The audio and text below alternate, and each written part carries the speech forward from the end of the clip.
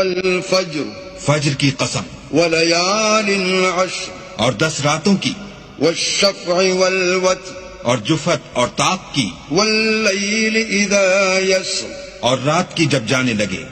هل في ذلك قسم لذي حجر اور بے شک یہ چیزیں عقل مندوں کے نزدیک قسم کھانے کے لائق ہیں کہ کافروں کو ضرور عذاب ہوگا۔ ألم تر كيف فعل ربك بعاد کیا تم نے نہیں دیکھا کہ تمہارے پروردگار نے عاد کے ساتھ کیا کیا؟